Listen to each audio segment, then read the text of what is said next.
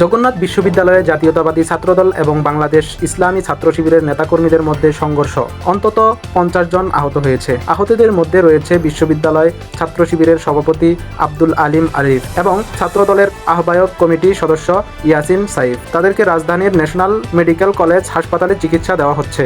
প্রত্যক্ষদর্শীদের ভাষ্য অনুযায়ী ইউজিসি চেয়ারম্যান অধ্যাপক মামুন আহমেদের বিশ্ববিদ্যালয় সফরের সময় শিক্ষার্থীদের দাবি দাওয়া কেন্দ্র করে উত্তেজনা সৃষ্টি হয়। এক পর্যায়ে দুই পক্ষের মধ্যে ধাওয়া পাল্টা দেওয়া ও ইটপাটকেল নিক্ষেপের ঘটনা ঘটে। সংঘর্ষের পর ছাত্রদলের নেতাকর্মীরা ক্যাম্পাসে অবস্থান নেন। পরে আহতদের হাসপাতালে নেওয়া হলে সেখানেও দুই পক্ষের মধ্যে আবারও ধাওয়া পাল্টা দেওয়া হয়। পরিস্থিতি নিয়ন্ত্রণে হাসপাতাল এলাকায় অতিরিক্ত পুলিশ মোতায়েন করা হয়। সূত্রাপুর থানার ওসি মতিউর রহমান জানান, বিশ্ববিদ্যালয়ে সংঘর্ষের পর হাসপাতালেও উত্তেজনা ছড়িয়ে পড়ে। পুলিশ দ্রুত ঘটনাস্থলে গিয়ে পরিস্থিতি নিয়ন্ত্রণে আনে।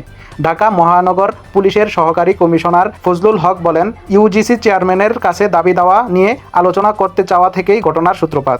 এরপর দুই পক্ষের মধ্যে উত্তেজনা বাড়তে বাড়তে সংঘর্ষের রূপ নেয়। এদিকে ছাত্রদল ও ছাত্র শিবির দুই পক্ষই একে অপরের বিরুদ্ধে হামলার অভিযোগ করেছে। ছাত্রদলের দাবি, শিক্ষার্থীদের দাবি বাস্তবায়নের উদ্যোগে বাধা দিতেই এই ঘটনা ঘটেছে। অন্যদিকে ছাত্র শিবিরের অভিযোগ, তারা শান্তিপূর্ণভাবে দাবি জানাতে গেলে তাদের উপর অতর্কিত হামলা চালানো হয়। সংঘর্ষের সময় হাসপাতালের রোগী ও স্বজনদের মধ্যেও আতঙ্ক ছড়িয়ে পড়ে। বর্তমান ক্যাম্পাস ও হাসপাতাল এলাকায় অতিরিক্ত আইনশৃঙ্খলা বাহিনী মোতায়েন রয়েছে এবং পরিস্থিতি পর্যবেক্ষণ করা হচ্ছে। চ্যানেল 48।